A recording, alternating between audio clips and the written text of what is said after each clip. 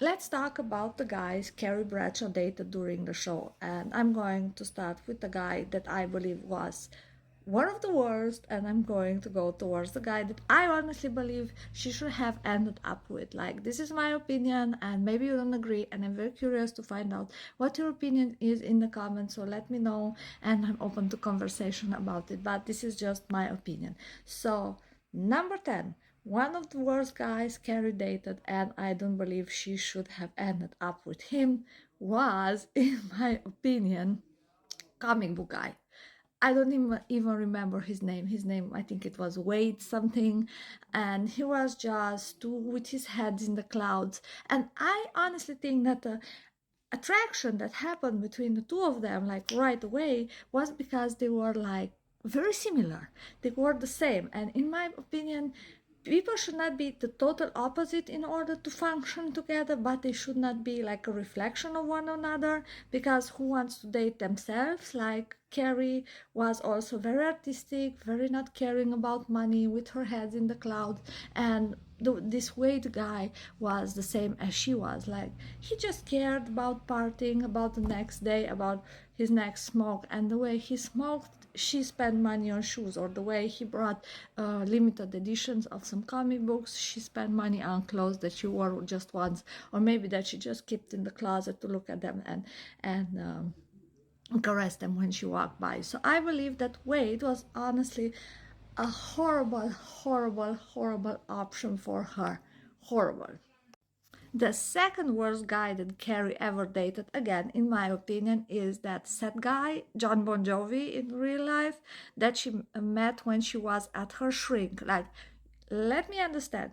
You go to a shrink to help you get over your horribly toxic relationship, and you don't find anything better to do than start a romance or a thing with the guy that you see in the waiting room. Like, please, you should do more work on yourself. You should focus on yourself. You should do more introspection. You should not pick up a guy that has maybe worse issues than you have. Because, yes, he had issues with intimacy. It was exactly what she always hunted, the emotional avoidant, because she needed to convince an emotional avoidant man that she was worth to be with him. So this was like exactly the epitome of what she liked, a handsome man that didn't care for her. Like, the worse you treated Carrie, the more she liked you.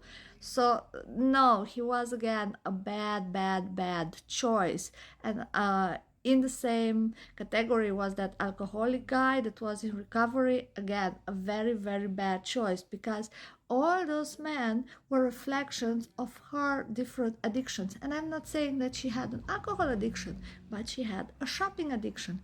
And to be honest, the way she ate, she also had like a eating disorder thing, whatever. But her biggest issue was her money bulimia and her shopping addiction, because she spent money as if she was part of some royal freaking family, as if there was no tomorrow. So when this guy that she actually met, John Bon Jovi, at her shrink, tells her after they sleep together that he loses interest in women after he has beep beep beep fun with them, she's almost like shocked, but also there's a part of her that is resigning to it, and it's like, okay, this is actually the man that I'm always going after, this dude.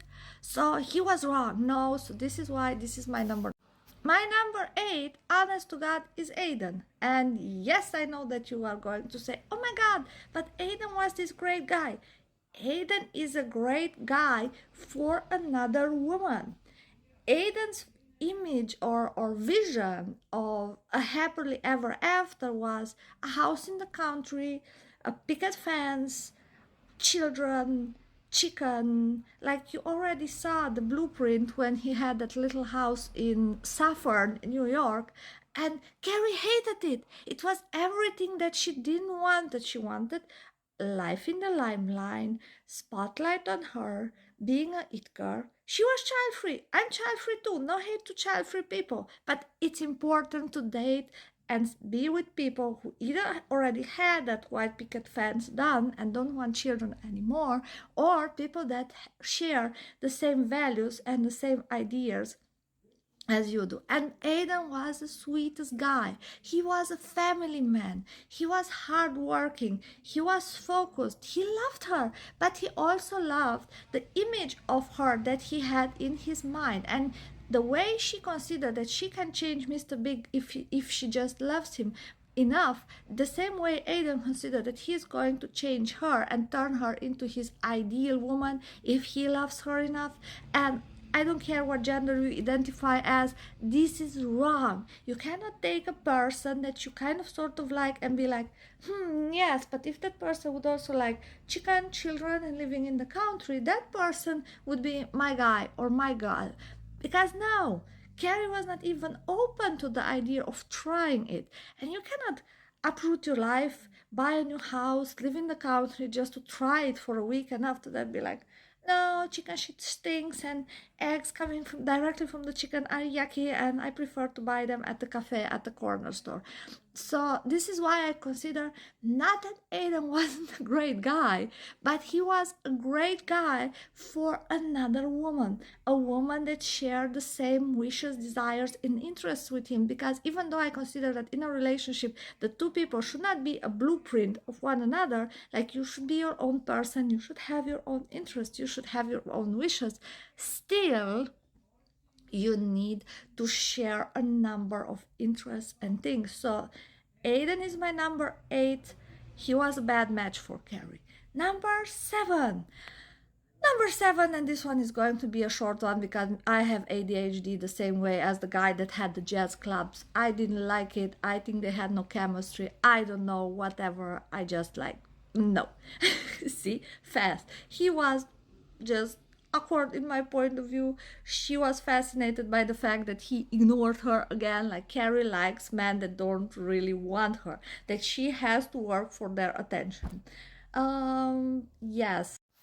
Number 6 for me is Von, whatever his name is. He was the author that wrote short stories and had a very short attention span when it came to other things, to intimate things. But he had that fun mother and this great family. He came from an old family. He had achievements as a writer. He had a strong family that was very artistically orientated. Her potential mother-in-law loved her and adored her. So honestly, I was almost tempted to put Wade or Juan or what the hell his name is on number 4, but no, I cannot, because Carrie was still in the phase where she believed that the expression of love has to be physical. In my opinion, this is not the most important thing. So if you love the person enough, you are not going to make a big deal out of it, and it wasn't a big deal. So she didn't want children either way. And I mean, he didn't shot blanks if she would have changed her mind, but she didn't. Like, if you want children, you're like Charlotte, you really really work for it and you really want your children and you want this thing to happen. So she again looked for an excuse to escape the work that is needed in a relationship. Like, she dated him like 2 weeks and she was gone with him. So no. Jack Burger. I hate Jack Burger. I can't stand Jack Burger. I like carnations, but to be honest, the first red flag was that date day that they had when he was still in a relationship and waited for his girlfriend's parents to arrive on that day. Like, it looked like meet cute, but no, because he was as unstable as Carrie. He also always looked for the next thrill, for the next thing. He needed an avoidant attachment. He was the hunter, and she was not avoidant. She was just anxiously attached. So he was anxious, she was anxious. It was a mess. And yes, I like carnations, but he was just like not doing it for me. Number 4, and closer to the guy that Carrie should actually date, is Mr. Big, in my opinion. He is very handsome. He likes her, but he likes her just like a secret girlfriend. Remember, like 3rd grade or 2nd grade, when we had secret boyfriends or secret girlfriends, and we didn't realize that that guy was actually embarrassed to be seen with us anywhere. So Big is a little bit like that. Carrie is for him like some sort of fetish that he tries to hide from the world. He wants to love her in his little bubble, and in his weird and twisted way, he kind of cares for her, but even though he has this cool appearance, he's very concerned with what society thinks about him, and he doesn't want to be seen with this it girl who had endless affairs, who had endless romances happening for her. Yeah, my cat keeps circulating.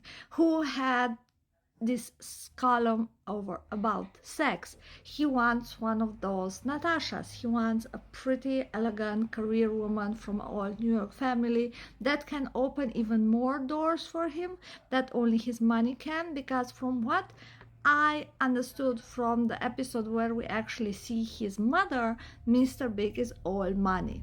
And a thing that always got me confused about Sex and the City and Mr. Big is the fact that, okay, they are not 20 anymore, but if you speak to your parents are going to be at your wedding or something, and neither one of them had their parents at the wedding, neither one of them had any family, with the exception of Charlotte's brother at some point, Wesley from Wesley and Leslie, and Miranda's mother who died, and Mr. Big's mother who was an elegant lady, an elegant older society lady from the looks of her and that hat that she wore at church, and naturally Steve's mother, who was a constant source of embarrassment and criticism for Miranda, even though Steve's mother was a sweet woman. So Mr. Big for me is number 4 of the men Carrie should not have ended up with, but we know she does end up. Number 3 for me of men that Carrie actually should have ended up with is, I think his name was Jeremy, played by David Duchovny. I think he shows up just in 2 episodes and it's like a guest role. And maybe because I always had a crush on David Duchovny and X-Files were my thing when I was very young, I was like, oh my god, this is Fox Mulder. He was her high school sweetheart. He was smart, he was accomplished, he was divorced, he really liked her, and he was in a mental health institution to work on his mental sanity. What the freak else do you want? The man actively took steps towards his mental health. So 10 points for finance, 10 points for looks, 10 points for the fact that he really, really liked her, and he was in an institution. Okay, he had issues, but Carrie Love, you should also have been in that institution because you have issues of yourself. And I mean, you have a lot of issues. And if Carrie would have ever accepted the issues that she had and would have really sought help, like maybe not therapy, maybe going to a self-help group, maybe just trying to do the work from inside. I don't know, it was a 2000, introspection was not such a big thing, but I honestly believe that Carrie would have been a way better person because she was not bad, she was just very childlike and very selfish and very self-absorbed. And yes, in her mind she was waiting for the prince of her dreams. So yes, I believe that number 3, top 3 of the best choices, David Duchovny. So number 2, and maybe you're going to be shocked, is the Princess and the Pea, the politician guy. I cannot even remember his name, but I kind of liked him. And Carrie loved the limelight. So she was an it girl, and now she was at the age where she could move from being a young it girl to being a political person, a politician's wife. This would have opened other doors for her. She could have explored other levels of her writing. She could have met new people. Like, I'm not kink shaming, but having a guy wanting you to pee on him, in my opinion, is not the worst thing. Like, having a guy wanting you to pay bills is worse than him wanting to pee on you. He was handsome, he was from a good family, he was rich, he really liked her. And yes, he broke up with her because her entire attitude was one of kink shaming. He felt comfortable enough to open up to her and talk to her about what he desired, and she had this weird reaction like, I would pour tea on you. Like, it was belittling, it was diminishing, it was horrible. But again, I believe he would have been a better choice than all the other ones, because at least this man had some structure, he was calm, he was cool, he had integrity.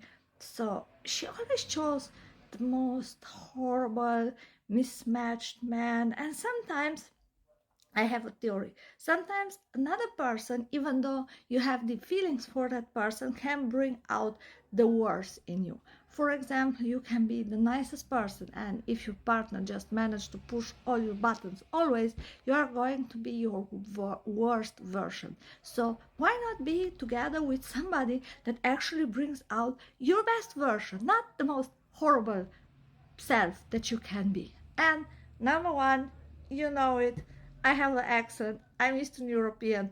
Alexander Petrovsky, aka the Russian. The show did the Russian dirty. The Russian was adorable. The Russian loved her. The Russian treated her well. The Russian opened doors for her. And not only literary doors, also figuratively doors, because the Russian was part of an artistical society. So he was older. He had the poise and the grace to accept her the way she was.